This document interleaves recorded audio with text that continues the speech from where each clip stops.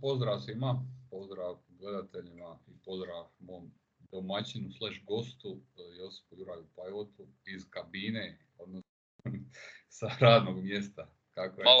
Malo za promjenu, pozdrav tebi, pozdrav svima.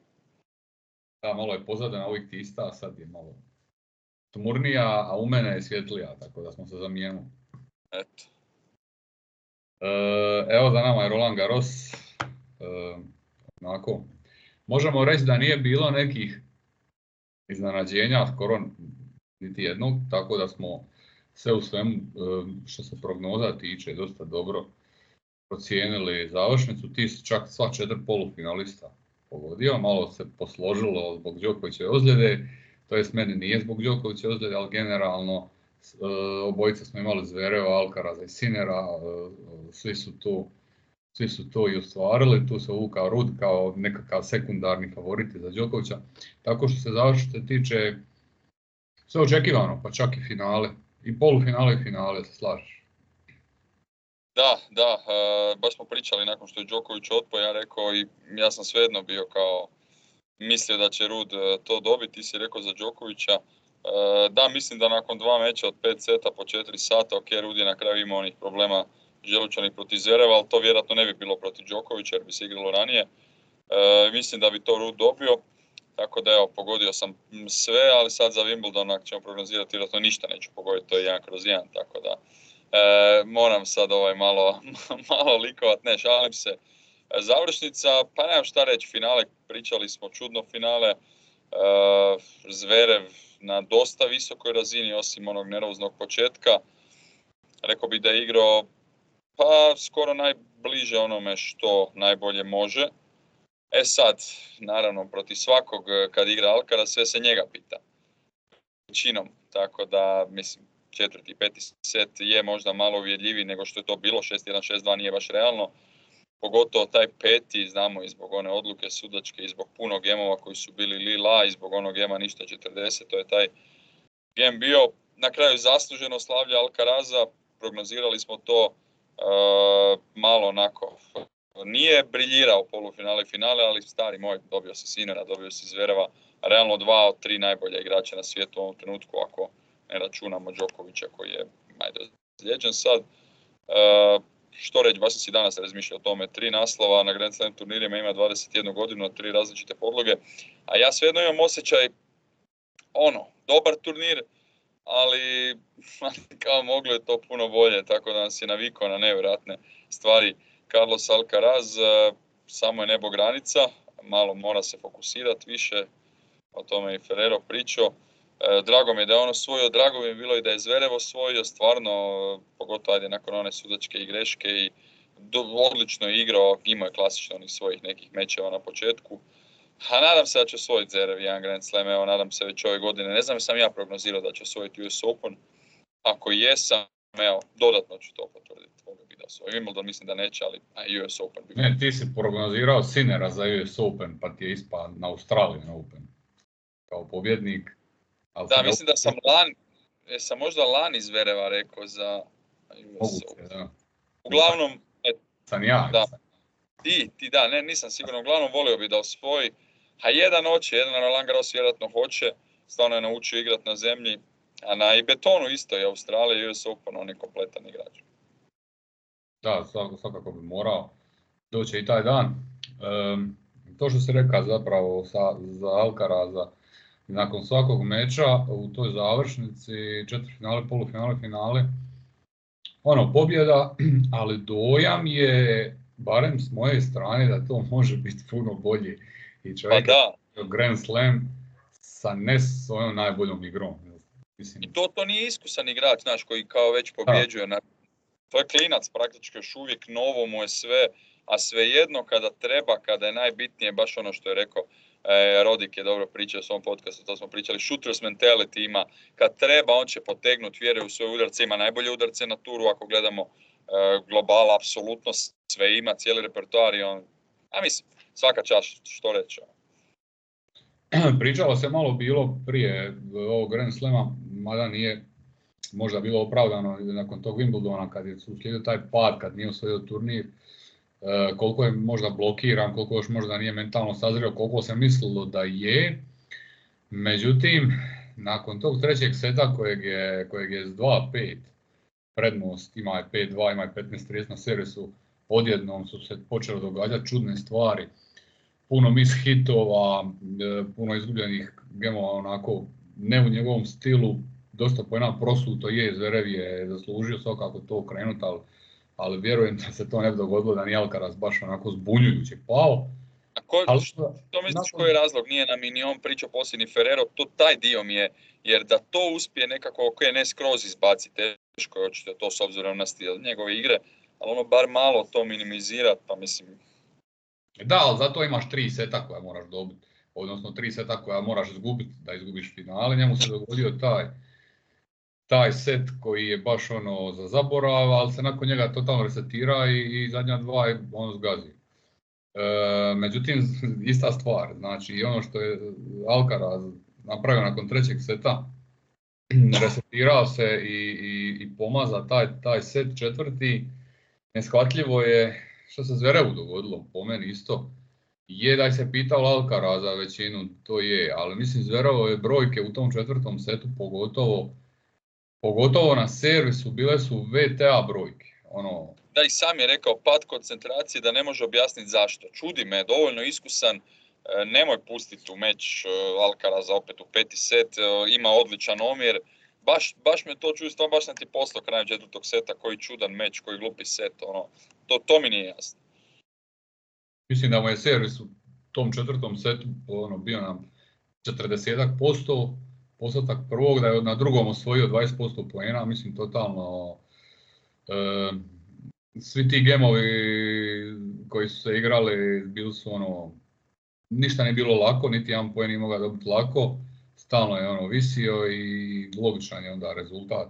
Čak tog četvrtog, šta ne može se baš reći za peti je bio kompetitivan, ali znamo i sami svašta se izdogađalo, spomenuo sudačku odluku.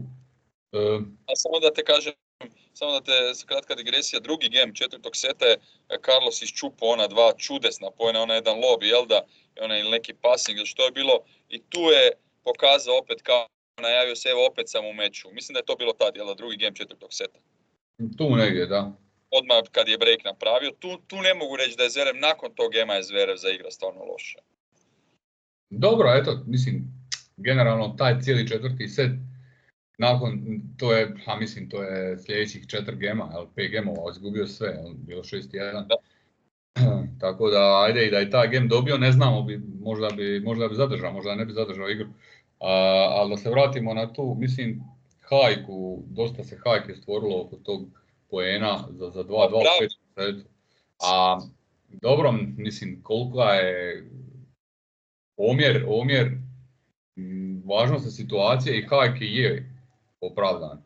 Međutim, mi svi znamo da je što se tiče tehnologije, taj ima mogućnost pogreške. Znači pogreška ti je ono 1,5-2 mm sad na Roland Garrosu na zemlji, možda je ta pogreška i veća. Nije to sad 100% vjerodostojno da možemo biti 100% sigurni da je out. Jer čovjek je sišao sa stolca, došao je do traga. Sad, ako postoji mali razmak, možda naravno, postoji slučajna pogreška i kod osobe i kod instrumenta, da se razumijemo. Znači, i instrument je nesavršen, naravno i čovjek je nesavršen.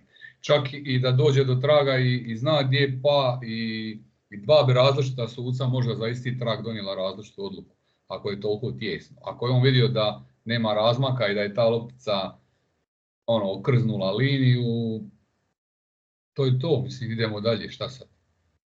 Nakon toga, bili Zverev bio kompetitivan do kraja, ne znamo, ali ja mislim da to nije presudilo, kao što je neki narativ, da je zbog toga izgubio. S tim se ne slaže.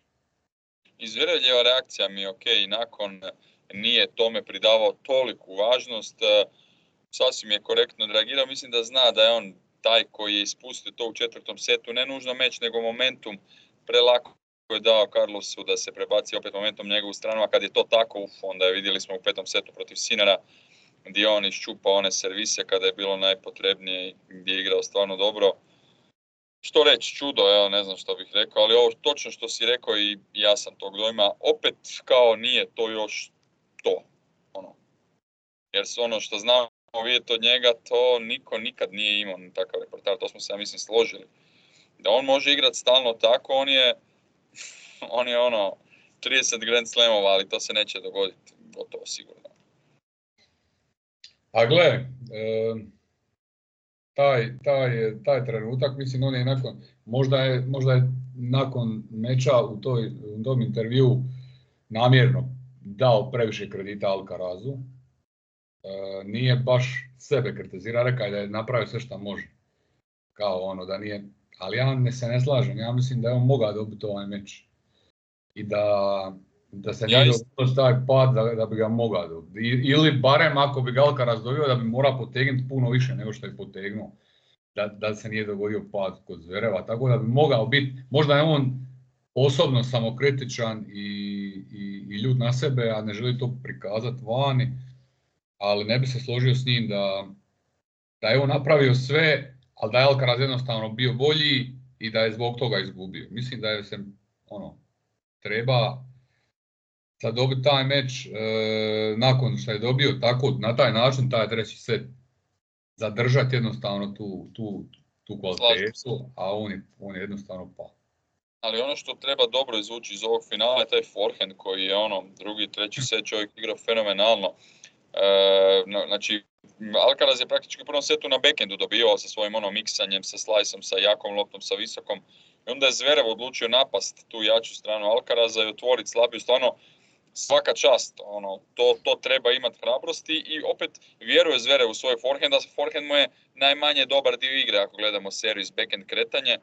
I to je nešto što bi ga trebalo dizati za dalje, pa čak i za Wimbledon, pa čak i naravno za beton gdje je po meni favorit za praktički svaki turnir, jedan od 2-3.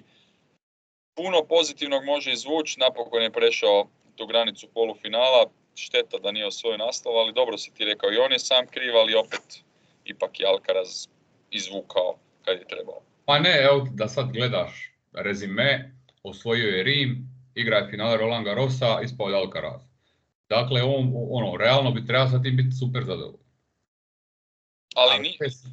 Ali opet zna da je mogao dobiti to u finale. To da nije, da ga sad traje, možeš reći nisam ništa kriv. Znaš, ovako opet imam osjećaj kao da je uprskao na njegov način. Jel tako? Ima taj mali postotak ide sigurno i zbog njegove krivice.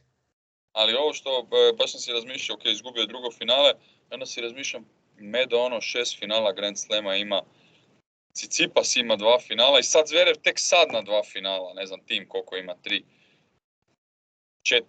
izgubljena, 1 osvojen.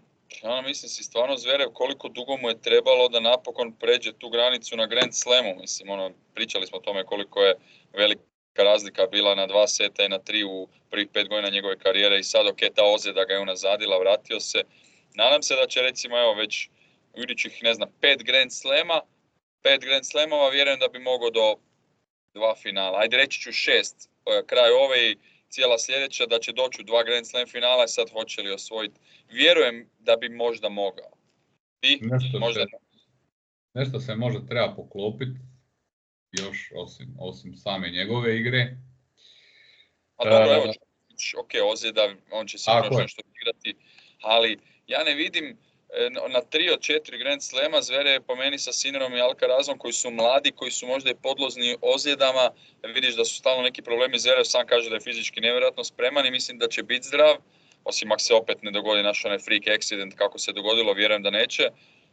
Medvedev mi pomalo pada, bez obzira što ga je okrenuo, bio u Australian Openu, tu smo pričali da je Zverev uprskao, ali mislim da je sad to i nije toliko daleko ni od broja 1, ne brani toliko, opet će to imati u glavi, naravno, vjerujem da će Zverev biti i broj 1 i da će osvojiti Grand Slam kroz 2 godine. Možda je to malo onako bold take, ali eto, volio bi, zaslužuje, ja mislim. Ali opet nije logično, je li tako? Mislim, i Rud ima više finala od njega. Da, bravo. Mislim, to mi je nevjerojatno. Za igrača koji je da osvaja toliko Mastersa, pogotovo tako mlad, koji je osvojio olimpijsko zlato. Da, mislim, on je definitivno taj broj 1 zaslužio i u datom momentu ja isto vjerujem da će on se popet na taj broj 1 nekad. Sad, možda ti si rekao sljedeće 2 godine, ja mislim, možda sam je to ne bi cilja tako brzo, ali da zaslužuje taj broj 1, da. Ali mora nastaviti igrati konstantno na Grand Slamima, ok, polufinale Australija, finale Roland Garros. Mislim, da se razumijemo, to je to. Da. I moglo bi se dogoditi da uz Riosa bude jedini broj 1 bez... Ne, osvojit će Zverev, nemoj to govoriti. A gle, mislim, to je sad već uzorak kojeg ne smijemo ignorirati. Ali nije imao puno finala, naš imao je 2 finala, ok, oba 5 setova, oba je vodio, ok, ono je stvarno bilo čudno finale sa timom, ali osvojit će Zverev i mislim da će osvojiti 2-3, mislim da neće stati. Ne. A mislim, vremena ima svakako 26 godina, ozljeda iza njega, fizički je stvarno... A što, 26-7 godina, on može još 6-7 godina igrati na top nivou i vjerujem da će igrati, mentalno je jak, nisu ga pokolebala ova sranja s ovim van teniskim aktivnostima, fizički je zvijer, razvio je tu svoju igru, ok, postoje možda još malo defanzivniji, ali sad smo vidjeli protiv Alcaraza da može taj forehand pusti, da njemu isto malo kod samopouzdanja, kad je dobro samopouzdanje, onda forehand taj ide, a u backhandu servisu da ne pričamo, ustabilio servis, on je meni najbolji server na turu i to daleko uopće mi to nije. Ja, ali gledam, 5. set, ključan game. Ono se ne viđa ni na ITF-u u Monastiru, onakvi gemovi, dupla, 2 amaterska voleja i... 2 voleja, znači gledam ono... Ono je jednostavno, dok god budemo viđali, makar u jednom gemu, mislim da... Ali čemu pripisuješ to? 5. setu ili jednostavno nema kvalitetu na voleju? Ne, 5. setu definitivno. Ne, ja mislim da je Zverev mogao još igrati 2 seta. Ne, uopće ne govorim fizički mogao, lik je zvijer, ali ne znam, baš šteta, baš dobro si rekao, taj game je baš bio amaterski. Ok, ajmo mi dosta od Zvereva, ajmo mi malo na našeg osvajača, koji je sad ovako postao najmlađi koji ima sva 3 Grand Slamove na sva 3 različite podloge. Koji također je prvi igrač koji je osvojio prva 3 na 3 različite podloge. I sad ako osvoji Australiju do 25. godine, ne do 20, mislim do 27. Ne, osvojit će u iduće 2 godine, šta ti? Znači, ako osvoji ili 25. 26. ili 27. u sljedeće 3 izdanja Australije, bit će i najmlađi koji ima karijer Grand Slam sva 4. Što je dosta onako... A favorit je da se to... A ne čudi nas s obzirom kako je igrao, mislim. I odmah kad je došao na scenu, kad smo vidjeli taj njegov puni potencijal, mislim... Koliko može više trenutno? Ajmo uzmimo u obzir US Open 2022. Znači bio je US Open 2022. koji je osvojio, Wimbledon 2023. koji je osvojio, ovaj Roland Garros koji je osvojio. Po meni odigra je neke turnire, neke Grand Slamove bolje nego ovaj i sigurno je ove 2 titule prije o Grand Slama na ova 2 odigra bolje nego ovaj. A stariji je, što je treba biti bolji. Ima stvari što se toga tiče i u pauzi i ovo je neko ovdje, mislim, mada se nije vidjelo na ruci ništa da je... Da, ali vjerojatno je moguće da je bilo to, ali sam ulaz u turnir i kako je autoritativno dobija mečeve do kraja, vidjeli smo da nekakvih problema tu zapravo nema. Međutim, kažem, taj meč sa Sinnerom i meč sa Zverevom nije izdominirao. Dobro. Bio je u oba meča, točno, ali ajmo uzeti onaj Sinnerov promašaj na smešu, krajem 4. seta koji mu je praktički poklonio da je se tu na ništa 15, jel da? 4-5 i ništa 15. 2 za redom je promašao smešao. Da, jedan je bio baš sa metra, amaterski promašaj. Da je to u taj break, pa se poklali ovamo tamo, moglo je tu biti svašta. Da je taj set do kraja išao u egal, što je se kreta do tada. Ali jedan put u tom gemu, Sinner je odlučio to poklon, tako da ima je on i u polufinalu i u finalu dobru pomoć svojih protivnika. Prema tome, mislim, naravno, ne bi to svako iskoristio. Njemu je dovoljno da se malo to počne okretati na njegovu stranu i onda će on dati gas. Sinner me malo isto začudio u tom meču. Prvi set ono igrao nerealno,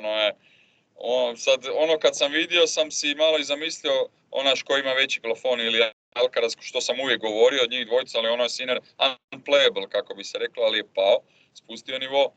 I onda malo čudno to isto, četvrti, peti, nije igrao u petom, se držao, makar ga je stvarno Alcaraz mučio na tom, servirao je stalno njemu na forehand, što bi Sinner već trebao moći vraćati u tim nekim knap gameovima. Baš zanimljiv turnir, moram priznati, kad gledamo iz aspekta tih najboljih igrača, kako su igrali. Ali dobro si rekao, Alcaraz nije odigrao najbolji svoj Grand Slam, odigrao je vjerojatno prošli Roland Garros bolje do onih problema sa Grčevima. Da. I ne znam šta bih rekao, ali čovjek je osvojio, najmlađi koji je osvojio 3, osvojit će vjerujem brzo i Australiju, sam je rekao da voli tamo igrati, da mu pašu uvjeti, vruće, loptica odskače. Što sad na Wimbledonu, ne znam. Dobro, i Nadal kad je krenuo osvajat, nije ima sad ovog trenutno nekog Alcaraza ili kao što sad tu Sinner i Zverev koji mogu igrati tako zemlji. Realno nije. Prvi Grand Slam protiv Puerte dobio finale, mislim. Je ima 19 godina, ali da. Tako da, vjerojatno i Nadal taj prvi svoj, sad, ko se sjeća kako je on tada igra, ostalo je fascinantno što je osvojio, ali sigurno nije ni on te prve baš dominira, igra tako lipo i autoritativno kao kasnije malo, jel? Ali bit će prvi favorit, vjerujem, u sljedećih 10 Roland Garrosa, koliko god Sinner može biti dobar, ali ipak zemlja, Alcaraz, ako je zdrav, bez obzira na neke oscilacije. To smo već komentirali, bili krajem prošle sezone, da je Alcaraz favorit na Roland Garrosu, bez obzira na pad forme, bez obzira na sve to. To nas ništa nije zavaralo, neke je, ali je realno bio favorit na Roland Garrosu. To se ništa nije promijenilo, čak i s to nekom mini ozljedom i uzevši obzir sve ostale okolnosti, i Đokovića u padu, i Nadala koji ne igra, i Sinnera koji ima problema s kukom. Mene je iznenadilo da je Sinner uopće u turniru bio, a ga je opet odradio. I nije imao problema, očito. Da. Barem nešto se tiče kuka, jel? Ima neke grše po ruci. Očito je to Kalinskaja dobro razradila. Dobro ga izmasirala. Da, grčevi oni, ali dobro ih je riješio. Čudilo me to, ali dobro ih je riješio. Da, bio je jedan mali dio meča, a kasnije opet se vrati. Što se tiče finala, šta je mene iznenadilo? Osim što je finale bilo onako više taktički zanimljivo, neki pristup, nego što je bilo lijepo oku. Znači, bilo je par situacija gdje su tražili onako načine da dobiju poene jedan i drugi. Alcaraz je u nekim momentima smanjio malo taj svoj nestašluk u selekciji udaraca. Pomalo mi je smiješna bila ona taktika kad je išla spašavati set na kraju četvrtog, kad je diza balone. Šta nikad nisam vidio od njega i nadam se da više neću. To je Zverev nekako istrpio, uzeo taj set, ali dosta je bilo tih varijacija, onako što možda ne bismo prije samog meča pretpostavili da će se događati. Mislim da je to i taktika, da je Ferrero, baš sam slušao na Eurosportu, pričao o tome da su imali dosta razrađenu taktiku i da se Carlos nije držao taktike u drugom i trećem setu i da na tome kao još moraju malo raditi, ali kao na kraju dobro. To je još to što, ta možemo reći zaigranost. Kad imamo taktiku, ok, dobio sam prvi set, prilično uvjerljivo, idem se sad malo zaigrat i za publiku i ovo i i onda začas izgubiš set. Ja. Da, istina, pogotovo na ovom nivou, da. Ono što me još iznenadilo je najviše udaraca u izmjeni 23. Mislio sam baš da će ići preko 30 u najdužoj. Zverev bih htio i 10 izmjena preko 30-40. Da, tako da je to možda brojka iznenađujuća na kraju što se tiče maksimuma. Sreće da nismo imali meč Medvedev-Zverev na Roland Garrosu. Dobro, Medo se isto ozlijedio, tako da... Dobro, bilo je de minor Medvedev, Zverev, toliko izmjena, muke, ali dobro. A gle, to je Roland Garros, to se tamo tolerira.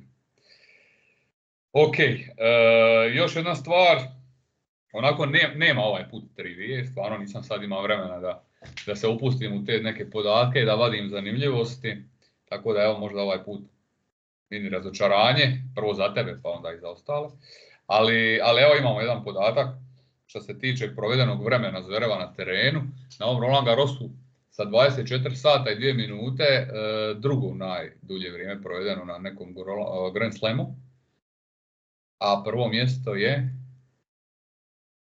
da ti nastupaš. Možda Stan? Ne, pa pričali smo o tome na početku godine. Medvedev. A je. Ne, ja sam gledao Roland Garros, oprosti. Ne, Grand Slam općenito. Ok, ja sam gledao Roland Garros. Da, ovo je 3,5 sata Zvereva, mislim Zvereva mašina može koliko uopće. Znači, dva igrača koja su najdulje vrijeme proveli na Grand Slamu, na početku godine Medvedev i sad na Roland Garrosu Zverev, i ne vjerujem da se neće taj rekord srušiti. Možda čak ga neko od njih podeblja. Da. Ok. Što se tiče nekih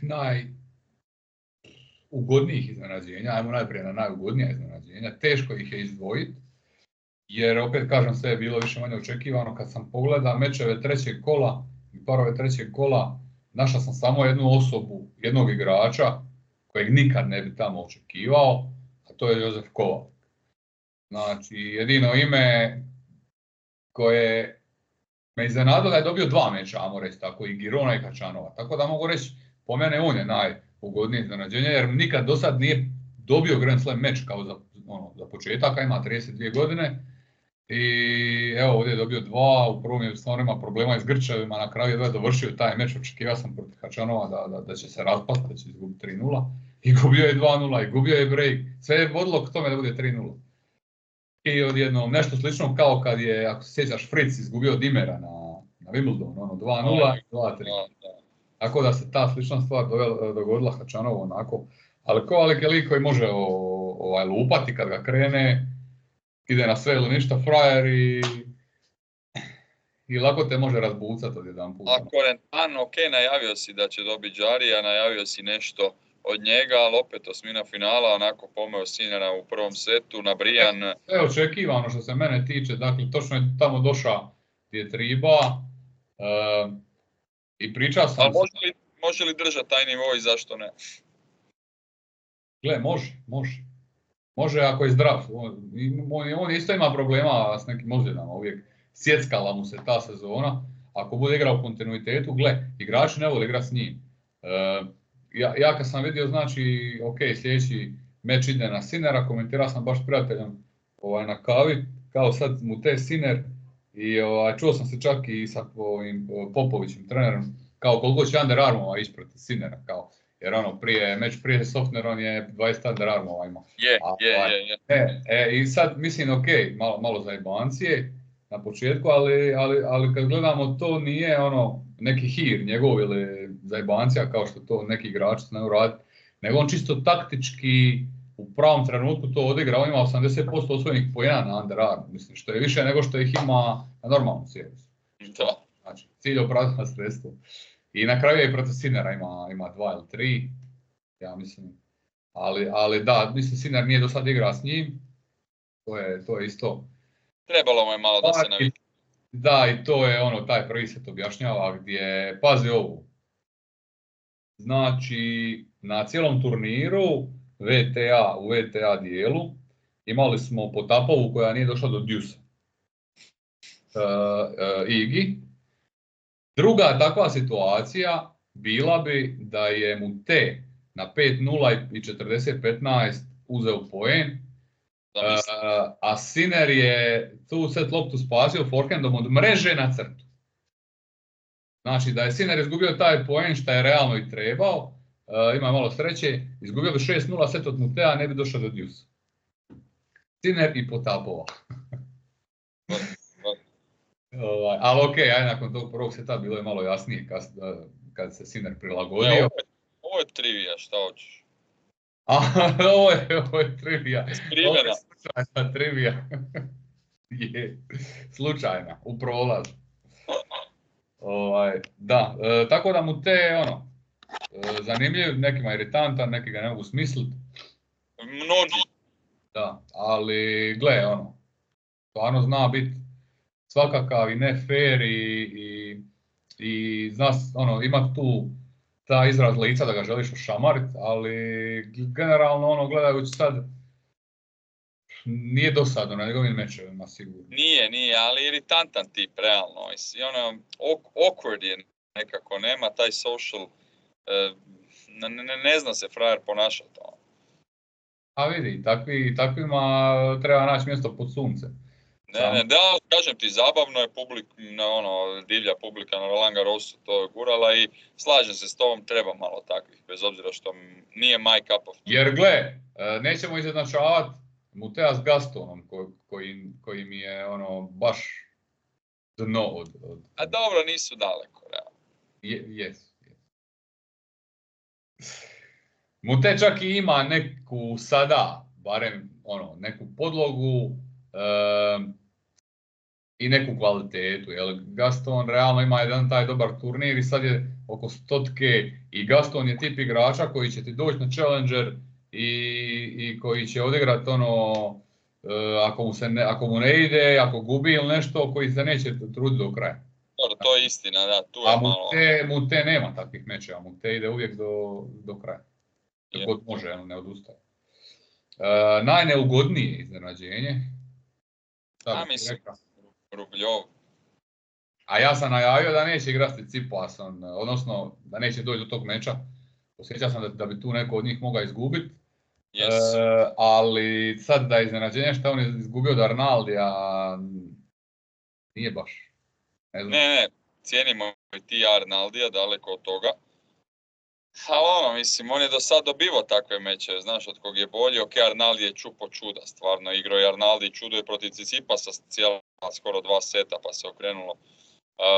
Ne znam, mora poraditi na toj mentalnoj strani, super je ovak lik, ali mislim, to više nije normalno, stvarno nije normalno da tak divlja, da luduje, jednostavno, neko će se sranje dogoditi, ok, pati njegova igra, ali dogodit će se neko sranje, šta ja znam, daleko od toga sad imidž, kosi se malo imidž van terena i na terenu, ali ne znam, stvarno mu treba stručna pomoć, realno.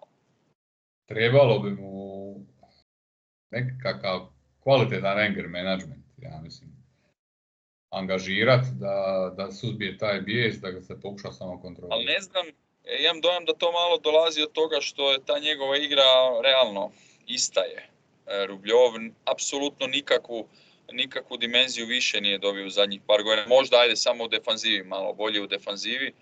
Ali to je ista igra. Imam dojam da, znam da si je s Vicenteom da su ko otac i sin, ali mislim da je vrijeme za neku promjenu, da malo dobi novi input, novi feedback od trenera, od nekog tima, nešto da se promijeni, jer mislim da će ovo samo eskalirati više. Očito mu Vicente samo ide niz dlaku, ne znam, to sad možda malo na pamet, ali po meni treba promjena. Volio bi ga vidjeti malo u drugačijem ruhu i igrački, a i naravno ponašanjem, jer ovo je baš ispod svake razine. A gle, možda ga sad ovaj incident, odnosno opet otišao je malo dalje, korak dalje i samog sebe je nadmašio, možda ga malo osvijesti sad ovo kao stalno je bilo u tih situacija takvih, ali evo, sam je rekao da je najgori ikad bio na tom meču. Super mi je Rubljovi, vjerujem i tebi i većini, baš je lik simpa, ali ne možeš raditi, je baš... Da se ikad gore ponašao, ok, bio je Kyrgios koji je divljak, bilo je igrača, ali u nekoj konstanti, ovo je baš... Ne, bilo je situacija gdje, kako bi rekao, mislim, bilo je pola, kao malo degutantno, ali opet u neku ruku smiješno, nekima. Ali ovo nije nikom bilo smiješno, ovo je baš bilo, ne znam, tu ko je bio u blizini, mislim da je strahovao za svoj život. Pa to ti govorim, znaš, lupa, Da. Tako da, generalno ne volim biti u blizini nekog takvog koji skaljuje svoju nervozu. Prema tome, što se tiče toga, baš taj govor tijela i ono, baš taj nalet bijesa koji izvire iz njega, mislim da je stvara dosta neugodnu situaciju svima oko njega. I uzima linijskim skupljačima loptica, protivniku, publici, tako da je... Misliš li da je sad na ATP-u ili na ne znam nekim ljudima ono da to malo probaju, tipa ok, Gaudenzi je glavni čovjek, ali ne znam, ti ljudi iz te nekakve hijerarhije, da ipak dođu do njega i kažu gledaj, ovo je previše, naš ono... Misliš da niko nikad nije došao do njega i rekao? Pa ne, vjerujem da je. I da treba sad još više, i opet i neki igrači, ne znam, tipa Medvedev, s kojim si je valjda najbolji prijatelj, Hačanov, koji su isto znaju biti nekad živci, pogotovo Medo, ajde Hačanov ne toliko, a ono, daj ga malo, daj. Gledaj, sve to pada u vodu jednom kad se nađeš u terenu. Roleta, misliš, klasična roleta. Da, spusti se sve i gotovo. Jednostavno takav je. Ali i poznam par takvih ljudi, tak da ono, znao sam da je zajeba realno, ali opet znao sam da će vjerojatno to ponoviti. Dobro, evo ja bih izabrao za svoje neko najugodnije iznenađenje, ne najugodnije, gdje smo sad, na najneugodnijem, jel? Na najneugodnijem, pa zapravo, pa ne, nemam nikog. Znaš šta, mislio sam reći Pol, jer je baš ono u tom trećem kolu ga se Rundolo izdominirao. Očekivao sam Pola da će tu proći, onako prevala.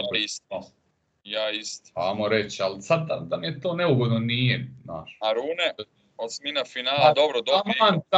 Taman gdje treba doći. To je to, to je njegovo. Izgubio Zvereva, odigra dobar meč. Eto, to je. A Medo? A Medo ima tih problema u tom meču sa Deminorom, dotad je odigrao okej. Ali dobiš set 6-4, onda te pomete, mislim, igrač koji 6 puta igrao Grand Slam finale, Grand Slam pobjednik, bivši broj 1, pa daj malo.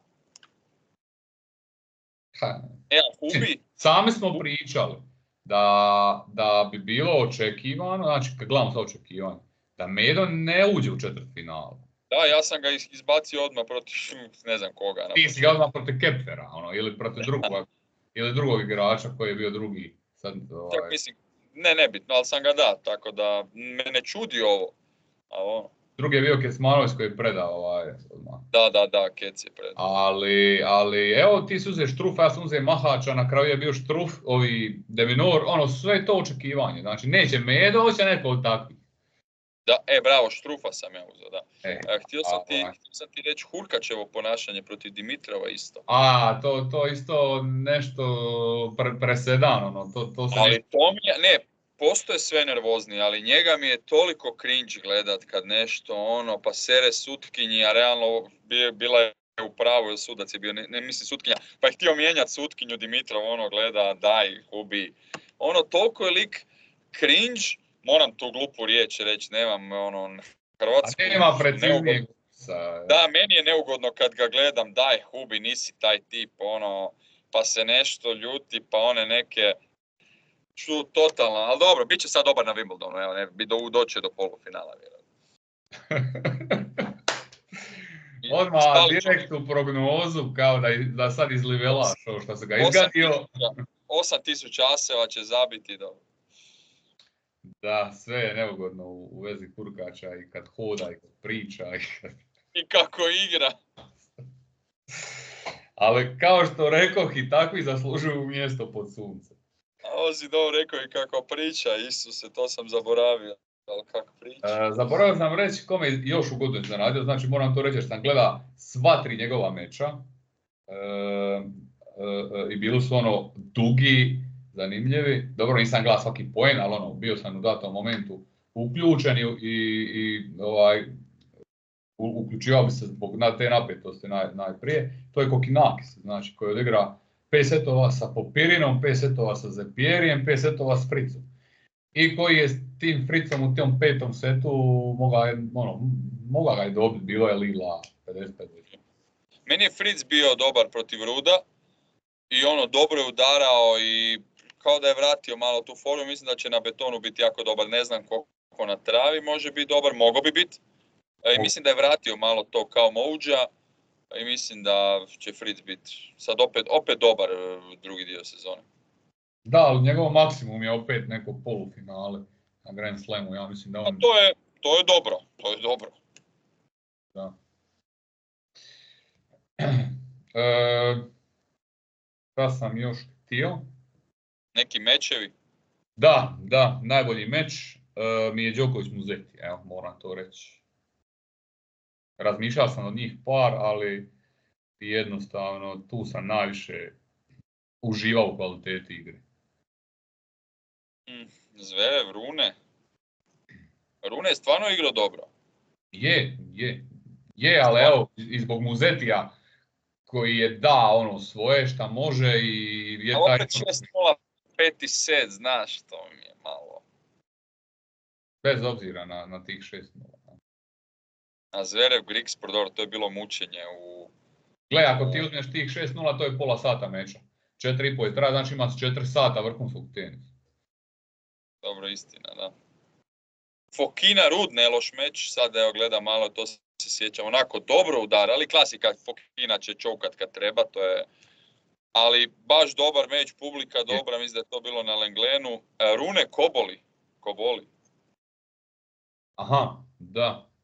Onaj preokret, 7-6, 5 set, gubio je 5-0, Rune u Koboli je udarao lopticu, čudo. Da, dobro si rekao, taj mi je isto tu negdje. Tih par, nije sad bilo neke senzacije da je sad sigurno jedan najbolji, ali tih par evo sad gledam. Da, to mi je. Ja sam uživao u meču Kotova i Vavrinke, isto samo šta je jebiga, rekli smo već sve tu. Vavrinka jednostavno trudio je se stvarno do kraja i to je tijesno. Taj zadnji set je bio tijesan, ali eto. Morate pohvaliti ono kad si rekao u najavi da ćeš gledat meč Purcell Squire. Ja rekao, jesi ti lud, kako, zašto? I 12-10, 5. set u taj breaku. Tako je, to je spektakl. A prva 2 seta, i još sam taman pratio, vidim 6-2, rekao, daj Grgo, već sam. I probudi se Purcell, ali mladi Squire uzeo to. Ali to mi je nacrtano da neko izgubi momentum, da ga neko dobije, da neko sjebe meč. Bilo je meč lopti, pa je Purcell na kraju ima meč lopte, 5-6 komada, pa ih je on prokocka. Znaš ko mi je malo razočaranje, evo sad gledam Baez. Ok, izgubio je napet meč, ali vodiš 2-0 protiv Ofnera, bolji si, igraš dobru sezonu na zemlji.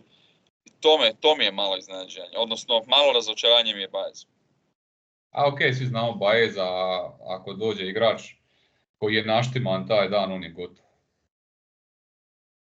Mislim, on može vraćati, ali opet ne može sve. Najprije ćemo sa kišom, šta misliš? Koliko je tebi taj prvi tjedan bio naporan? Bilo je dosta onako pauza, pa vracene, ne? A mislim, gle, ima 2 terena s krovom, što je top, još da Matiju ima krov, to bi bilo fenomenalno. I jebi ga, onda gledaš te meče, naravno da nisu toliko napeti, ali je bilo dobrih mečeva i pod krovovima. Mislim, kraj 5. mjeseca, početak 6. Pariz, nije to neko more, Riviera. Glupo, ali uspjeli su to sve shendlati i na kraju drugi tjedan je bio top, tako da nije naravno naporno malo i za igrače i uvjeti su drugačiji, ali jebi ga, ne možeš tu ništa. Drugi tjedan je svaki put će biti pod krovovima, tako da tu neće biti problema. Problem je samo kao taj prvi tjedan, ne toliko, kažem opet zbog publike, i ja osobno nisam toliko patio jer u tom trenutku kad nema toliko mečeva možeš nešto i obaviti. Možeš ručat recimo, možeš i živjeti, da. Ali uvijek je bilo nešto, uvijek se nešto igralo. Ovo jednostavno se nastaje. Mislim da je to više patnja igračima, kao par prekida, pa onda sutradan igraš, nastavljaš meč, pa onda eventualno ako prođeš igraš sutradan, jedno to. A Đoković pola 4. Da, to je isto nešto što nismo vidjeli do sad. Moram priznati da me iznenadilo kad sam vidio po rasporedu. Da, Moresmo je nakon toga rekla to je tako, to se dogodilo. Ono na pitanje zašto su Dimitrova i Berisa stavili prije Đokovića. Jebi ga, malo osjetio i taman potrefi se 4 sata meč ili ne znam koliko, 4,5, malo ono, nije baš, Morezmo zna biti malo pod paljbom, malo je tvrda, kruta, tako je bila ko igračica. Da, nije baš idealno, nije joj bilo svejedno, mislim. Eto, tako se potrebilo, ali mislim šta očekuješ ako ti krene u 10,5 meč? Ono, znači. Taj night session su uveli kad prije 2-3 godine, jebi ga, lova, samo lova. Da, ali ti onda imaš tu na šatreju, realno možeš imati ono pauzu, rupu od 2-3 sata. Ali imali su, baš prije, mislim da prije tog ili u nekim drugim mečevima, ono, to je glupo malo, ali dobro. Eto, to bi malo promijenio da nema tih pauza ili eventualno pola sata pauze pa se nastavlja dalje program. I da ono, maksimalno ti meč pokrene do 9 sati. Znači, ako krene do 9, ajmo reći da bi ti maratoni bili prije 2 gotovi, što je onda opet nekako prihvatljivo, a ovako iza 3 sata igrati, to je ono, to se tolerira samo u Australiji. Ne? To evropski uvjeti ne bi trebali biti, a mislim opet Wimbledon je biga ta. Prekida se kad dođe ponoći, ajmo, sutra. Svi imaju iste uvjete praktički onda. Da. Evo možemo sada na žene.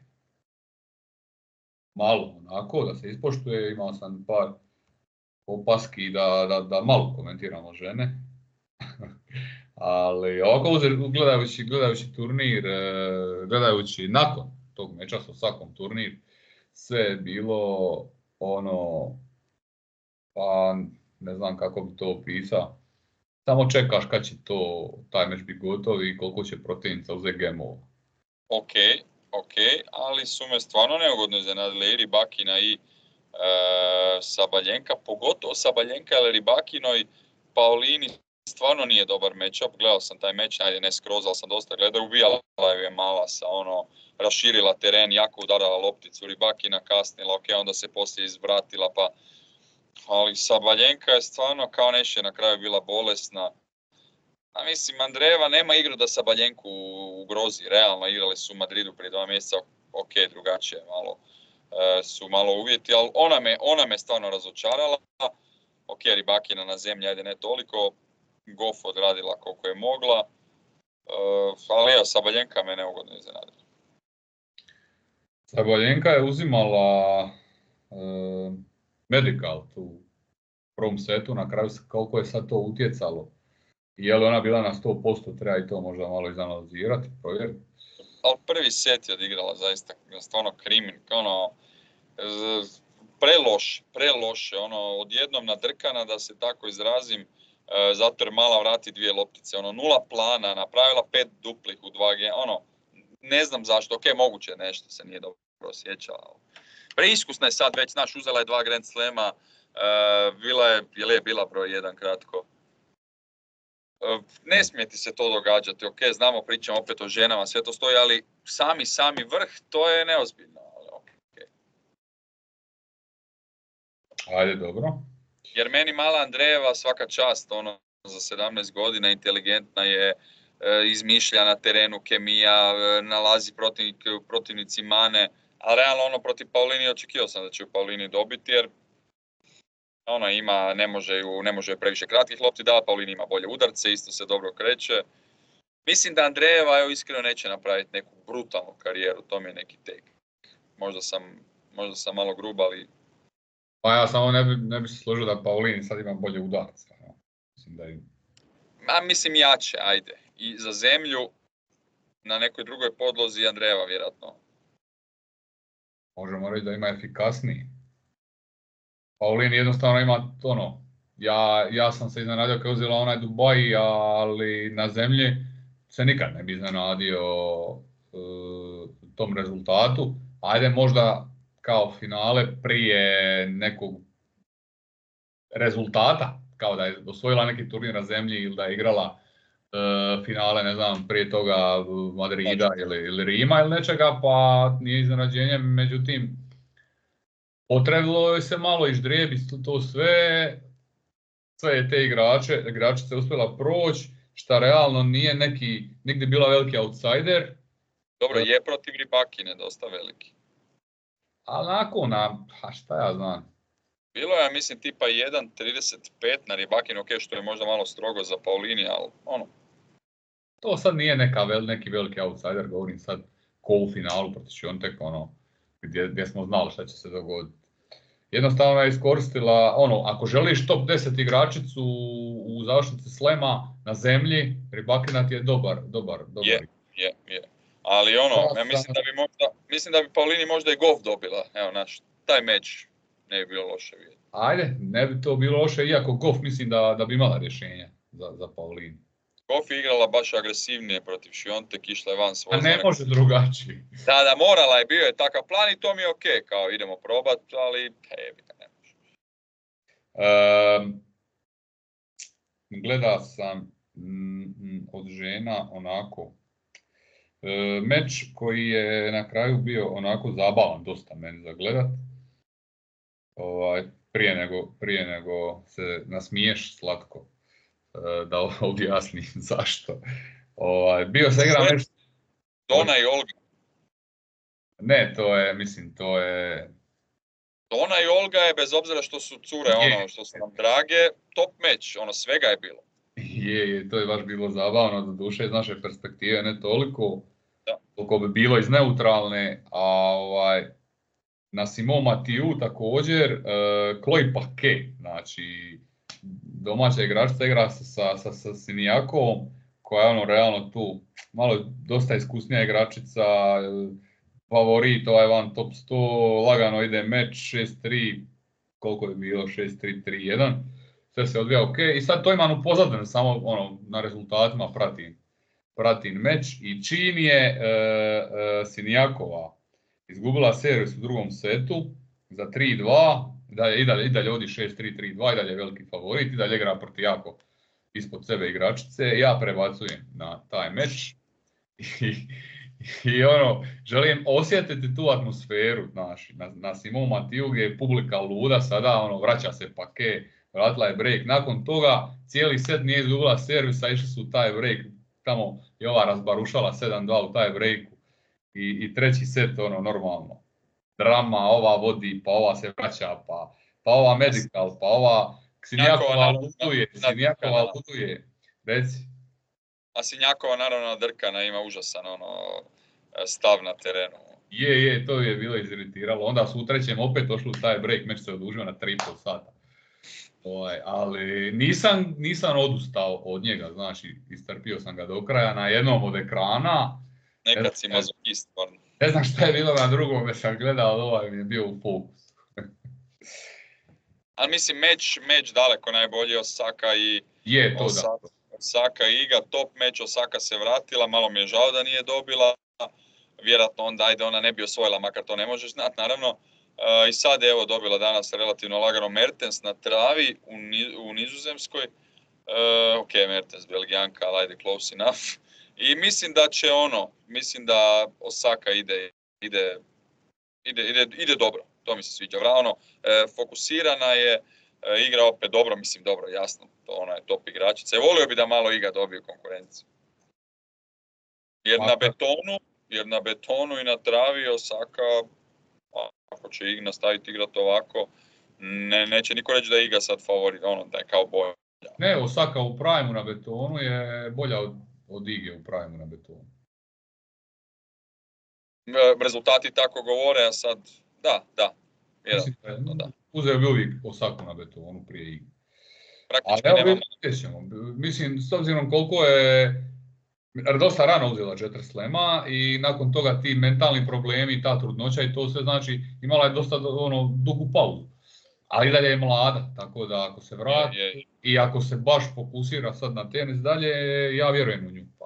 Ne, gledaj, Osaka je nešto najbliže Sereni, to znamo, servis vrhunski, udarci odlični, nema neke mane, kreće se sasvim solidno, čini mi se da se sad još i bolje kreće, da je fizički ok.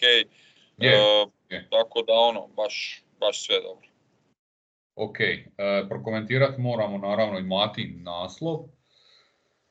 Bravo, Mate. kompletiran karijerni Golden Slam, ono 4 slema i olimpijsko zlato, praktički... Ok, prolazi malo ispod radara jer su parovi, ali kapa dolje. A da, mislim, opet u tom društvu se naći, znači društvu koje, znači on je još dosta relativno mlad igrač, ono 30, koliko, 1-2 godine, 31. Za Znači, parove je to... pa on može do 40 šibat. I sve sa drugim partnerima, šta je isto. To je vrlo interesantno. O njegovoj kvaliteti. Povratak Da. u top 10, a bio je dosta daleko, ja mislim 20 i neki. Ali moram pohvaliti Arevala, pogotovo u polufinalu, čovjek je odigrao vrhunski mater, Da. slab. I Arevalo, stvarno, nisam ga prije ovog pratio, možda sam vidio 2-3 meča prije što se upario s Pavićem, ali stvarno dobar igrač.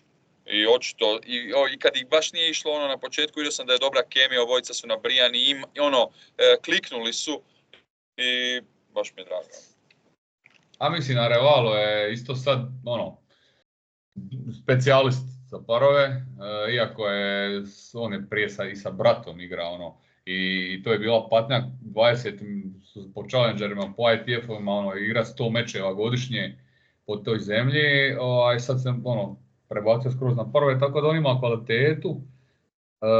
Ja ga znam onako iz challengera nekih u parove, dok je igrao svega Hernandezom i tako tim, gdje je bio baš ispod nivoa i za parove na razini parova ATP-a i za single na razini. Znači bio je challenger i vamo i tamo. Sad ovako kad se posvetio parovima, sad je ATP parove, jebi ga single.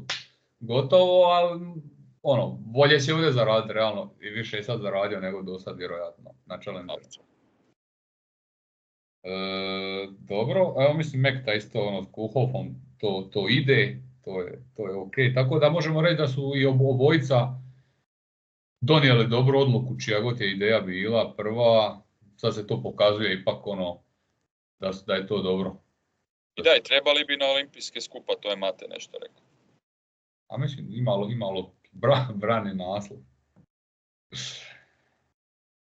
Dobro, ajmo se mi prebaciti na pitanja, da ne duljimo jer otprilike imamo još pola sata. Bornu nismo komentirali. No. Ali sviđa mi se da kopa po challenge, jer jučer sam pogledao kraj meča protiv Cepierija. Neka ga, žao mi ne znam hoće igrat Hale, mislim da ga nisam vidio na entry listi, ali dobro, samo da je zdravo.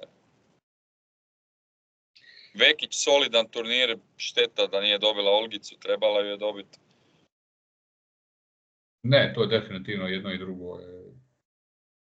Već pomalo odustajem od bilo kakve analize, ne znam, sve sam rekao, znači ne očekujem ništa od njega, poraz od Gaskea je nikakvo iznenađenje, znači kad njega čovjek može od 38-9 godina na istu šemu, cijeli meč dobivat, kao on može zicera toliko i ispromašivati, kad ga ne možeš breaknuti i kad konačno breakneš odmah izgubiš svoj servis. A to je baš frustrirajuće, ali a Šalata, Challenger, Mikrut, Dodig malo tu pogurat, ok, čestitati Džumiju. Biće pitanja, ajde. Ajde. Prvo pitanje, Emilio, što je s Gojom? Gojo je otkazao, navodno Wimbledon. Vidjeli ste, ako ste gledali podcast, kakav je bio plan, on je sam bio najavljivao plan, da bi htio uvatiti nešto zemlje, da je to onako 50-50 za zemlju, a da bi travu treba igrati. Evo sada i to je opet propalo, ozljeda se ta očito opet još nije sanirala. Iako je čovjek trenirao punim intenzitetom, očito se još nešto zakompliciralo. Ja sam ga pitao, on je samo ukratko govorio, vidio sam da nije za razgovor, tako da nisam dosađivao, vjerojatno i sam ne želi o tom pričati. Tako da čekamo. Šteta, žao mi je da ga nema na Wimbledonu, ako ga neće biti. Ja. Mislim, realno, nakon tolike pauze ne bismo trebali ništa tu očekivati. Svaka pobjeda bi bila super, ali gle, da nije bilo te ozljede i da je on hvata da on ima kontinuitet u igri i dođe na Wimbledon kao ne znam neki 50. igrač, on je tu mogao napraviti nešto. Može do osmine finala. Ajmo dalje, Jamal 44, može li Alcaraz postaviti rekord po broju Grand Slamova jednog dana, može li stići ili barem doći blizu Rafi na Roland Garros? Ako do pola dođe, bit će dobro. Da, to je nekako... Baš su i na Eurosportu pričali o tome, Henman, Vilander, Koreča.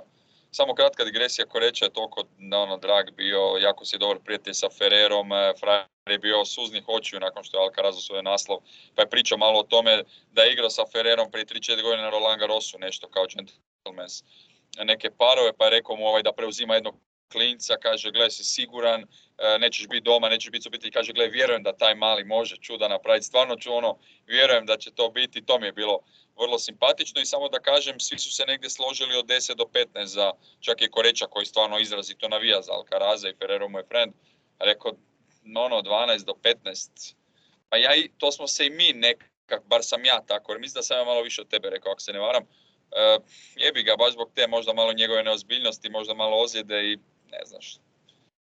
Da, puno je faktora. Evo ako se sjećaš našeg razgovora na kraju prošle godine, kad sam ja spominjao mogućnost ozljede Đokovića, da je dovoljna jedna ozljeda, jedna operacija da se ode u Pragu. Doduše nije to ta ozljeda i ta operacija. Nije to ta. Ali realno usporila ga je. Ako ga nije spriječila i ubila, usporila ga.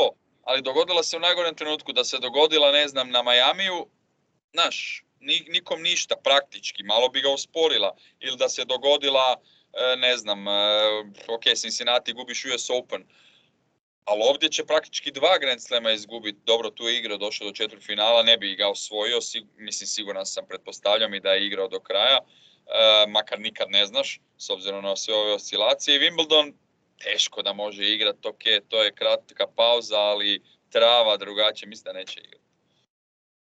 Ne bi bilo logike da igra Wimbledon. Slažem se. Ali šta ti je ovo, znači tijelo ne prašta, znači ti imaš sad 37 godina, imamo operaciju, da je, ne znam, u pitanju operacija, zaušnice, tijelo će ti reagirati i ti moraš u ovom trenutku biti na 100% ako želiš ove likove dobivati. Istina. Ja ne mislim da može stići Rafu, to sigurno ne. Mislim, kolika je šansa, čak imamo kasnije to pitanje pa ćemo to staviti na pauzi. Ali ja mislim da sam ja tu isto bio tu oko 10 do 15 granice tu negdje. Onako kad smo sve faktore uzeli u obzir. Pa ako uzme 15 to je Sampras, to je top 5 svih vremena. Da, ali u ovom trenutku kad bi 21 godina i šta je sve napravio i šta bi još se mogao praktički komentirao. Mislim, on bolji igrač od Samprasa. Je, apsolutno. Ali mi smo pričali jedan godišnje, recimo, sad je 22, 23, 24 uzeo po jedan, sad ima još 2 Grand Slema. Jedan godišnje je 15, a kad gledaš jedan godišnje kao malo za takvog igrača kao Alcaraz, pogotovo u prime-u Đoković će se brzo oprostiti. Mislim, ja bih volio da uzme od 15 do 20, evo iskreno, ali mislim iznad 20 to stvarno mora se toliko toga poklopiti i da on bude u glavi unutra skroz, da ne bude ozljeda, ne znamo šta će sa Sinnerom biti, čovjek isto raste. A i ne znamo ko će novi. To je uvijek. Dodik, evo ga sad pitanje, Miguel de Cervantes piše, Dodik i Mikrut, kome predviđate bolju karijeru od njih dvojice? Evo sad su oni nekako isplivali, u nas uvijek neko drugi u modi, pričalo se o Poljičku, o Duji, o Goji, sad Prižmiću, sad su oni svi u drugom planu, ova dvojica su sad u prvom. A gle, Dodik 2 polufinala Challengera, to nije malo. Mikrut je ovdje baš stvarno iskočio, tako da ipak bi rekao Dodik. Dodik je više možda za zemlju. Ja mislim da Mikrut ima veći plafon što se tiče generalno svih podloga. I da može generirati više snage na udarcu, ima bolji servis. Još kad se još malo fizički poboljša i ojača, fizikalije kad malo još popravi, šta je ono čisto dio razvoja. Mislim da Mikrut ima bolji potencijal, bar ono što ja vidim potencijala. Dodek bi mogao biti isto ono solidan igrač, ali kvalitetom igre onako i ono više će možda izvlačiti mečeve na neku borbenost, požrtvovnost i ne znam, možda neki novi Antonio Vejić ili možda i bolja verzija. Šta je s Prižmićem? Nisam gledao meč protiv Popka, očekivao sam da će ga dobiti. Ne, jednostavno nije spreman još vjerojatno do kraja. Njemu isto treba mečeve, on mora igrati mečeve, on mora povezati 7-8 mečeva u mjesec dana. To još ćemo pričekati. Sad je nezahvalno sad donositi neke... Da, čudno mi je nakon Al Pari meča s Đokovićem u Australiji. Tu sad gubiš, nije spreman, jasno. A gdje je Enzo Kokoko? Ali dobro, Enzo Kokoko nema 18 godina. Mislim, ok. I nije odigrao tako ravnopravan meč. Da se razumijemo. A uzeli Seti? Seti onda... Ajmo dalje, kaže Marta Radalje, pozdrav Marti. Treba li Zverevu novi trener ili ga utas može dovesti do Grand Slam naslova? Ja ne mislim da mu treba, ja mislim da on dosta dobro radi s ocem, nije slučaj s Tsitsipasom. Mislim da Tsitsipasu treba novi trener, a da Zverevu ne, da nije do toga. I na šta mislim da je tu Miša isto dobra adicija. Zverev ne počeo je više izlaziti na mrežu, razumije, imamo osjećaj da sve bolje razumije igru, da je napravio neke malo preinake, znamo kakav je Miša potpuna suprotnost bio igrača od Saše. I mislim da je to dobar tim. Melo tu isto malo pomaže, jako su dobri prijatelji, Melo naravno igrač. Mislim da je to dobar tim. Ne, Zverev ima dobar tim. Ima i dobru igranu predispozicije, fizikalije. Sve, fali to još ta neka žičica još u glavi. A već u ovom momentu mislim da možemo reći da je da sad završi karijeru Zverev najbolji igrač bez Grand Slama. Mislim, trenutno kad ga osvoji to neće biti, ali dok god ga ne osvoji uvjerljivo, po meni najbolji igrač bez Grand Slama, tu su se potezale priče, Ferrer, Nalbandian, znaš. Rios, ajde, ali Rios je kratko traja. A meni je Saša za Ferrera svaka čast da vidu. Nalbandian je mogao više, imao mi veći. Da, govorimo sad o kontinuitetu, znači kontinuitet. Ali već si 2 put rekao u ovom podcastu, ako Zverev ne osvoji Grand Slam, osvojit će, nema ga coprat. Dobro. Bila bi šteta za tenis, stvarno, ne moraš ga voljeti, nego on ne mora ga voljeti, ali stvarno je zaslužio čovjek. Da, ali ja ostavljam mogućnost da ga ne osvoji, mislim. Za razliku od tebe, ti si uvjeren. 100%. Miran, 88. Pitanje za Pajvota, je li dobio ime po Josipu Juraju Strossmajeru? Jesmo imali već to pitanje? Mislim da nismo imali. Dobro pitanje, mislim da nisam. Nešto su se starci kao kako ću se zvati, mislim da je mama htjela da se zovem Karlo. I onda nešto stariji odjednom sam rekao Josip Juraj. Nemam neko logično objašnjenje. Da mislim. Ti si još dobro prošao, ja sam trebao biti Viktor. Pa sam sad... dobro, mislim, Viktor je fora, rusko ime, Je, Trojicki jedini koji ima Hanesko, ima imenja. A jesi ti zadovoljan sa svojim? Naravno da ne. Da, je dosta onako, zvučno je i onako rekao bih da je zastarjelo, ali dobro ti to nosiš. Dakle, šta ću? Arjan Sošić kaže Dark Horse za travu. Igrači koji su. Ja imam jednoga. Nikome ne bi pao na pamet. A ne znam kog ćeš. Aj reci da razmislim još malo. Onaj za kog si ti reka, koga briga za njega? Čekaj, neki nebitan. Nebitan. Ali je ušao u top 100. Bio je 300 ti pred 2 mjeseca. Nemam pojma. A Lord Harris. Aha, dobro, on ima onu slašćinu, dobro, udarce. Lloyd Harris se vraća, pazite, Lloyd Harris se vraća, a sad će biti zeznut na travi, svoje challenger na travi i čim upadne u neki ždrijeb, ATP turnira bit će zeznut. Je, istina, Harris mi je simpa igrač. A ne znam, rekao sam da će Hurkač, ok, to nije neki kao bold take, nije mi drag, ne navijam za njega, živcira me njegova igra, a gledaj, za travu je to.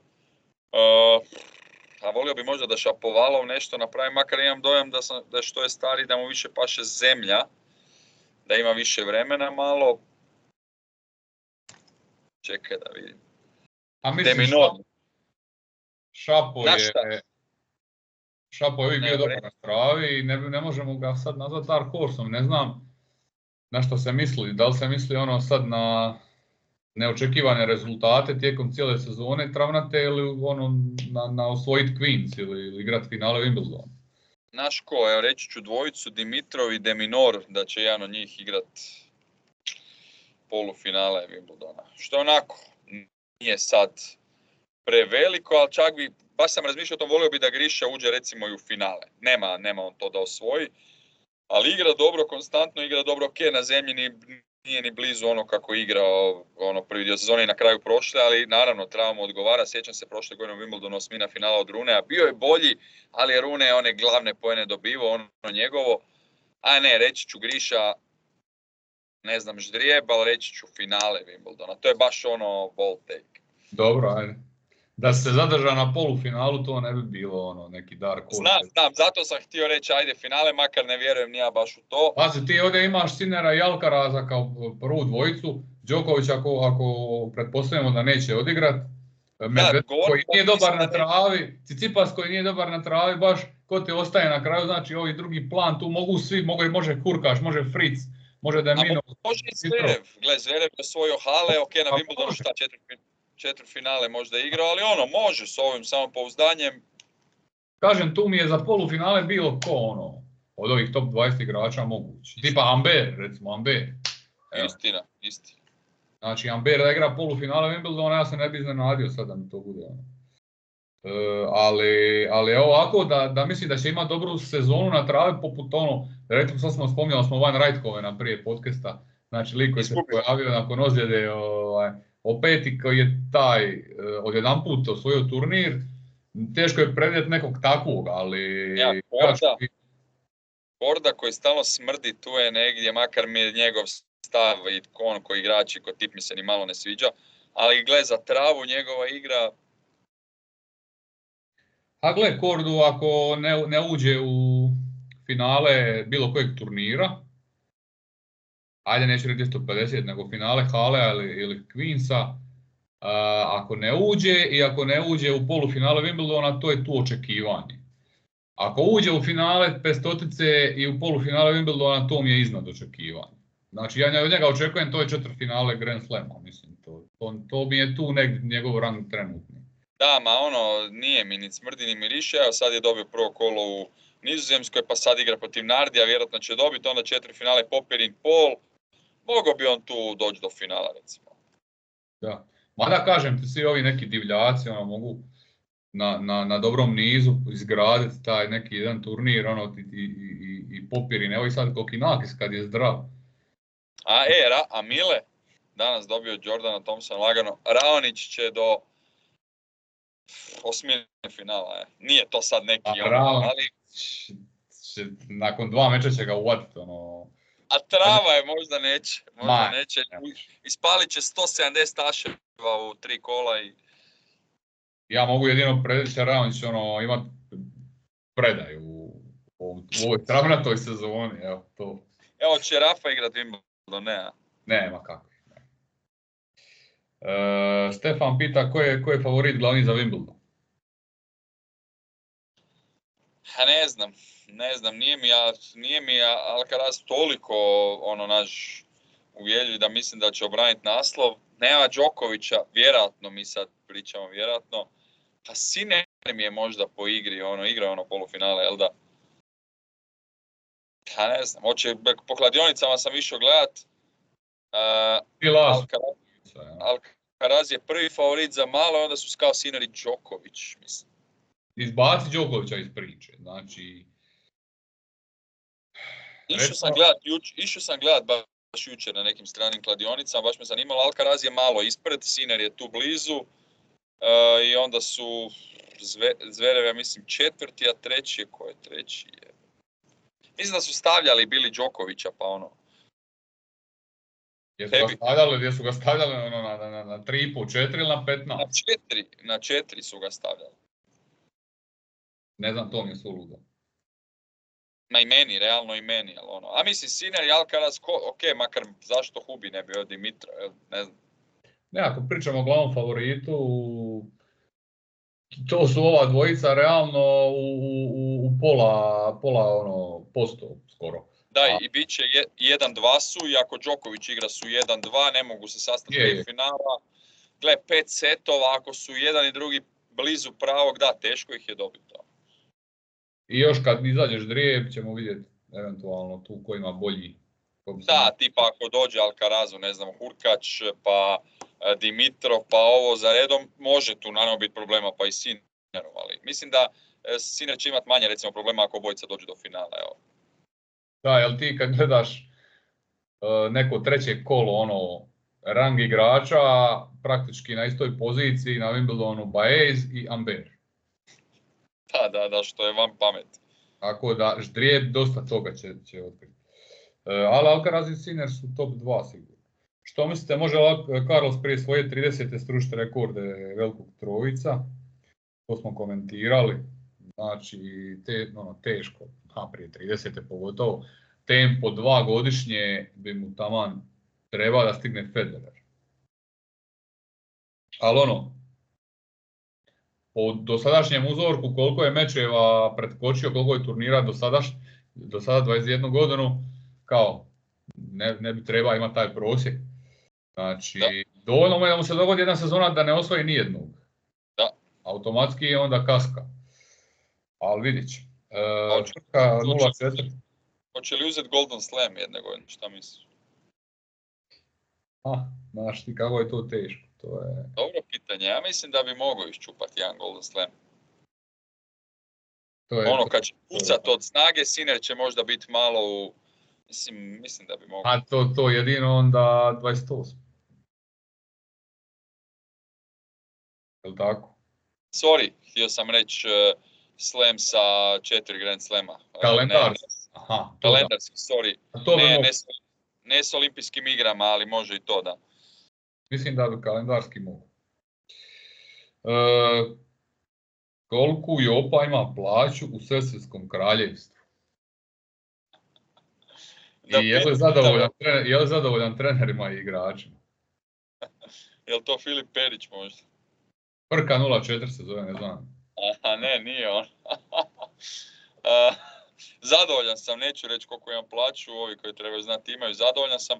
Sad su u tijeku pregovori za ostanak, idemo u pomlađivanje ekipe, što baš nije idealno, jer bit će vjerojatno neke borbe možda za ostanak sljedeće sezone, ali nekako mislim da bi mogao produžiti vjernost klubu.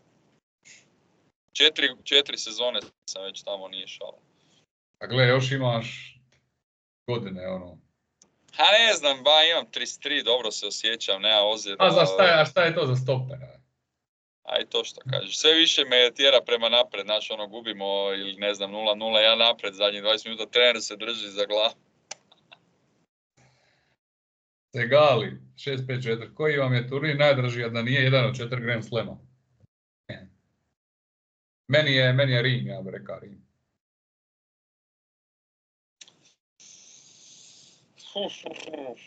Rim mi je drag, ali nije mi najdraži. Queens mi je jako drag. Nekako mi ima, ne volim nužno tenis na travi najviše, ali Queens mi ima neku. Sad je malo zadnjih par godina slabija postava nego u Haleu, ali u gušt onaj ugođaj, teren, publika. Queens mi je jako, jako drag. Queens je onako intiman dosta. I moram reći Indian Wells, jebi ga, to je malo onako popularan odgovor. A? Indian Wells je mainstream.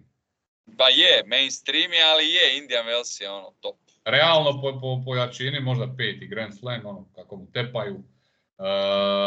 ali najdraži kad govorimo baš onako da je na TV-u i da sam najzadovoljniji šta gledam, sa ambijentom, sa krajolikom i tako dalje. Mislim, Pietrangeli mi je najdraži stadion, tako da mi je zbog toga. Ono je top. Hoće li Sinner... Šangaj mi je drag turnir, evo moram priznati. Dobro, meni je sve ono iza jeseni. Da, malo nezgodno, ali mi ima tu težinu. Ne mogu dvoranski izabrati kao najdraži, jebi ga. Pošteno. Ante pita, hoće li Sinner ovnati Alcaraz za ostatak sezone na drugim podlogama? Mislim da neće. Mislim da će biti Lila. Bartol Zemunik, mislite li da je Carlos ima niži nivo igre nego prošle godine na Garrosu? To smo rekli da. Ne puno, ali ipak da. Ivan Sekulić, to je tvoj prijatelj. Ja? Mislite li da bi Nole osvojio da se nije ozlijedio protiv Serundola? A to je meni privatno slao. Ali i sam je rekao Gnajzo da to baš nije to i da Carlos igra top. Ja mislim da ne bi. Da, ti znam da misliš da ne bi, ali evo čak i ja mislim da ne bi, tako da onda to ima neko. Nisam 100% siguran ili nisu baš briljirali svi, ali mislim da recimo ne bi dobio Zverev. Ja mislim da ne bi, ali je moja prognoza nekakva prije turnira bila da će igrati finale. Pa i dalje mislim da bi da je bio zdrav sad, ne kažem da bi u ozljedu koljena pa s njom igra. Nego jednostavno da se nije ona dogodila, da je bio zdrav. Ja mislim da je prognozirao sam da neće dobiti Ruda, ok, Ruda moguće da, ali Zvereva mislim da ovakvog Zvereva. Zvereva, dok si ne puca u nogu. Trpaj sirotelju pita, hoće li se De Minaur kvalificirati za Finals u Torinu? A dosta random pitanje moram priznati. Koga briga? Ne, ali dobro, De Minaur nešto mi je malo postao simpa jer izvlači iz sebe najviše što može i čak se dobro borio sa Zverevem na Roland Garrosu. Pa znaš šta, mislim da hoće, koji sad je među 7-8 su mislim. A tu je na granici rubni, ne znam, mislim tu taj 8. će biti Pa prije bi volio njega nego Hurkača u svakom slučaju. Pa da. Ali recimo prije bi volio Dimitrov 9.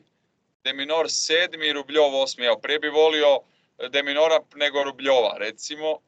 Dimitrov je 9. Đoković je 10. Đoković možda ne bi ni išao da se kvalificira. Da, istina. Niko Dume, koga vidite za 5 godina kao najboljeg hrvatskog igrača? Za 5 godina. Dobro pitanje. Pa moram reći Prižmić. Pa ja ću reći Gojo i dalje. Vjeruješ bez obzira na šta ozljeda leđa je... Pa da, ali 5 godina je period kojim se možeš vratiti. 5 godina, ja se nadam da se vratiti u roku. Baš mu vjeruješ. Da, pa mislim to će imati 31, šta? Ko živ, ko mrtav u njegovom slučaju do tada. Jedino ako ne odjebe sve i kaže pun mi je više kufer ide. Pa taj odgovor se sam nameće od sebe. Idem sadit OPG otvoriti neki. Mladen Ukas, jel Tsitsipas veći problem predstavlja return ili backhand za postati Grand Slam osvajač? Ne znam šta bi ja rekao za tog lika, evo iskreno, u nekim trenucima mi je tako lijepo gledat, u drugim je toliko ograničen s tim backhandom. Return, da, dobro je rekao dečko, kriminalan, da on ne postane, da ne proba malo ko Vavrinka stopira taj return, odnosno blokirat ga ili se skroz nešto miksat, nešto toliko... A da on ima, baš dobar slice, na primjer. Jer ja mislim da ima nosio da on nikad na tom slice-u nije radio, da mu to jednostavno koristi kao nekakav... Čudan, da. Čisto da prebaci mrežu. Znači da on taj slice mogao pretvoriti u oružje, komodno, on bi bio na travi vrlo zeznut. Pa kod Dimitrov. Da mu je slice na razini Dimitrova, on bi bio možda bi napravio nešto van zemlje. Čudan, žao mi je tog lika, mislim, ne žao mi je zbog njega kolika, nego taj forehand njegov je senzacija. Obožavam gledati taj njegov forehand servis i forehand, to smo puno puta pričali u podcastu i ovako privatno, to je meni ono one two punch savršen. Ali jebi ga stari, na tom najvišem nivou mane se ne praštaju. A on ima takvu izrazitu manu da je to ono... Ali fizički gledano, on je top. Je, da, nije imao nekih ni oza i to, znala neke sitnice su znale biti, ali evote, men glava je na... Kad se uzme njegov fizički status na početku karijere, kad je dolazio tek 18-19 godina, to mu je bila najveća mana. Ja sam rekao, ako on se dovede u red fizički da bude na top vrhunskom nivou, top 5 na svijetu, fizički, on će biti sigurno broj 1 i Grand Slam osvajač. Ali sad je se to dogodilo, a nije se dogodilo ništa, nikakav napredak u igračkom smislu, čak je i nazadovao, to smo već rekli. Ali znaš šta meni jasno, ja ga gledam u Monte Carlo, evo, kunem se od prvog meča čovjek leti. Igra jebeno, igra protiv Zvereva u Trezan, osmini finala, nisam bio uvjeren da će dobiti, bio na neki čudan, vodio 5-0, dobio ga je na kraju, osvojio turnir, igra jebeno, taj backhand izgleda bolje, jer sve izgleda bolje, pa ne kužim kak samo u Monte Carlo, razjebao me sad. Najsporija podloga. Istina. Gambi pita, hoće li Carlos srušiti rekord po broju Grand Slam naslova, koja je šansa? Šansa je 3%. Čak si dobar u procjenu. Tu negdje, aj. Htio sam reći 1, ali to bi bilo malo prestrogo, ali više od 3. 1, ali 3-4, da, ajmo reći. Kad uzmemo sve u obzir. A ako ćemo u koeficijentu, ne znam, 30, 35. Da. A je li toliki koeficijent da ćemo uzeti euro sad? 35 negdje, ja mislim. Tako? Ne, možda malo više. Da, dobro, ajde. Ajmo reći da je šansa da će Alcaraz srušiti rekord po broju Grand Slamova kao da ćemo mi uzeti euro.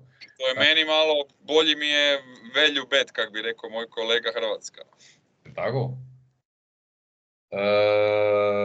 Kaže Barišić Ante, kad će Rud postati broj 1?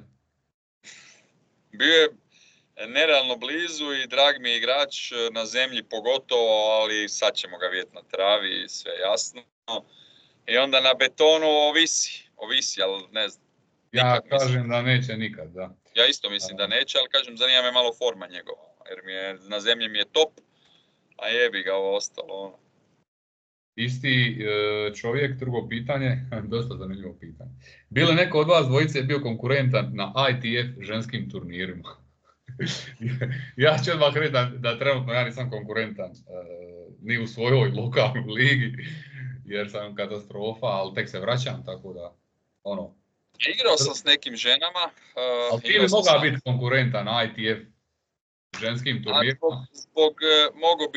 Zbog nogu biti konkurentan i zato jer volim malo isto nešto izmiksat. Na osnovnoj liniji se ja ne bi mogao s tim curama nositi, ali mreža, pa kratka lopta, pa ih malo izdrkat s nekakvim udarcima, nekakvim miksanjem, možda. Igrao sam s par žena i bilo je tu negdje koji su stvarno dobre.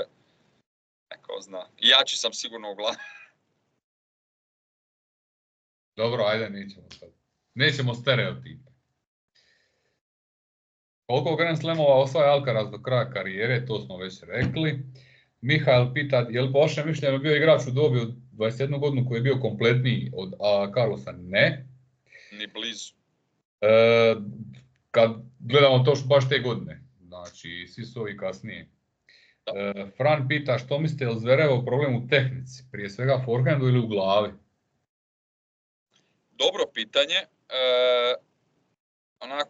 Ta tehnika možda nije savršena, ali baš smo vidjeli u finalu da on može sa najboljima držati forehand bez problema, da može čak i raditi razliku u nekim trenucima. Ja imam feeling da i malo glave i malo samopouzdanje, ja imam osjećaj kad nekad nije dobro kod njega, stvarno gledam puno njegovih mečeva, komentiram nešto, da ti forehendi znaju biti smrdljivi, gurne ih samo, ko da nekad se trese, tako je i protiv Deminora bilo, pa nešto je protiv Ruda, makar je nakon prvog seta to bilo top. A ja bih rekao možda malo glava. A gleda da mu je taj forehand konstantan problem, ja bih možda se složio sa teorijom da je forehand problem, ali kad vidi neki meč gdje on forehandom dobija poene i gdje radi razliku forehandom, onda gledam drugi meč gdje je totalno drugačiji, taj forehand, onda nije stvar u forehandu, jer vidimo da može, znači, on može, a zašto to stalno ne isporučuje, sad je to je pitanje. Da. Tako da prije ovo... 5 minuta. 2 pitanja još. Iako smo ograničeni s pitanjima i na Instagramu story, opet ima ih dosta. Bravo, dobar potez. To mislim, snašao sam se kao misliš. Da. Zašto se po vama toliko povlači pitanje o toj jednoj krivoj sudačkoj procjeni i umanjuje njegov uspjeh? Ja sam to prvi bio spomenuo, ako se sjećaš. Jednostavno, to će se sigurno povući od ljudi koji nisu navijali za Alcaraza ili koji su navijali za Zvereva. Znači, on će to prvo spomenuti. Jedna kreće lavina. Ja. A ono, milimetar nije toliko. Da, kažem, ja sam blago navijao za Alcaraza, pa mi je žao Zvereva da je to tako bilo, ali da, jednostavno, mislim, to je u sportu se događaju greške. Ne, apsolutno, ali ja sam odmah rekao da ja čak tu ni sucu previše ne zamjerim. Kao da je on sad napravio ne znam kakav. Jer koliko smo vidjeli sudačkih odluka koje su bile van svake pameti ove sezone, ova ne može ići u rang s njima. Istina, apsolutno. Pogotovo što mi nismo vidjeli svojim očima trag, mi smo vidjeli taj video, tu snimku. Da. Koja nije toliko vjerodostojna. I evo zadnje Vinko Bilobrk. Je li žalosno da je ista zarada za muški i ženski tenis sad uspoređuje Zverev i Paulini kao finaliste? Rekli smo Zverev je proveo 24 sata na terenu, a Paulini ne znam nekih možda 12-13, pola manje. A Paulini igrala i finale parova. Po meni to mislim da ne treba biti isto, vrlo jednostavno, ne samo zbog vremena, to je jedan od jačih razloga, nego jednostavno, value for money, jednostavno ne prodaju ni blizu toliko karata kao muški, nije toliko gledano, tako da mislim da nemam nikakvih razloga zato što žene ovo muški, nego samo iz tog, jednostavno nije toliko zanimljivo, ok, Świątek Osaka top meč, možda top 5 mečeva na cijelom turniru, možda je top 3, ali to je naš rijetko.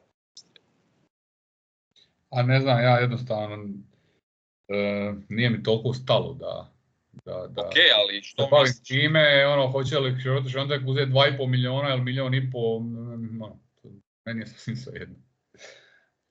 Opet, to su, ko uspije i u jednom i u drugom imat će ogromne pare. Ok, jasno. Bolje da trebaš tu više pričati o toj raspodjeli novaca, koja je sve bolje, tu treba Đokovića pohvaliti apsolutno. Sa tom organizacijom. Prije bi to pitanje. I tu treba još više to raspodijeliti, jer stvarno ima vrhunskih igrača koji se jedva čupaju kraj s krajem, a žalosno je to vidjeti, štete, onda vidiš, sad karikiramo Paulini, koja se osigurala život, svaka čast curi.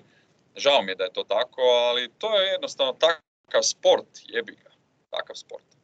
Da, ali ako u jednom trenutku dođe do razlike u zaradama, opet će ti to znaš da će se muškima podići, neće doći do nekog spuštanja.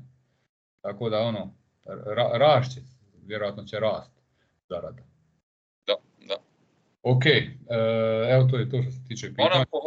Moram pohvaliti pitanja, baš su bila dobra, nije bilo Facebooka, naravno imaš nekakvih problema, nadam se da će se to osposobiti brzo, ali eto, meni to pitanje. Da, evo za kraj, za vas koji se možda pitate šta je s Facebookom. I meni su slali poruke. I tebi su slali poruke, i meni su dolazile poruke od poznanika. Da, ja sam sinoć jednostavno, ne znam ko mi je prvi javio, ti si možda bio treći, četvrti, vidio sam na Instagramu poruku, nisam zna da je problem neki, ja mogu ući normalno u stranicu, ja mogu napraviti objavu, jednostavno ljudi ne vide stranicu, ne izbacuju im se obavijesti, ne mogu je naći. A ja sam vidio na objavi koja je potegnuta s Instagrama sinoćna, koja je objavljena, da je 78 ljudi vidjelo na Facebook objavu, tako da ne znam što se događa, stranica postoji, ali je očito iz nekog razloga sakrivena ili ne može se vidjeti, tako da nadam se da će to riješiti. Nije izbrisano, tako da eto, čisto informacija, ne znam ni ja sad detaljnije van. Ide Grgo jako i dalje. Ali u svakom slučaju, šta ćemo, idemo dalje i preko Instagrama ako se ovo ne riješi. i preko YouTube-a. Evo ja nikad nisam rekao subscribe-ajte, share-ajte, vamo tamo, mislim to mi je onako više influencerski, ja to nisam baš u toj mjeri, ali meni je ovako gušt s tobom naći, popričat. Ljudi koji gledaju, gledat će i bez subscribe-anja, šta me prije. Apsolutno. Sve isto mislim. Ok, ništa, evo ajde ti da imaš svog posla svoga, tako da se čujemo i vidimo pred Wimbledon. Brzo. Grgo bok, ljudi bok. Ćao.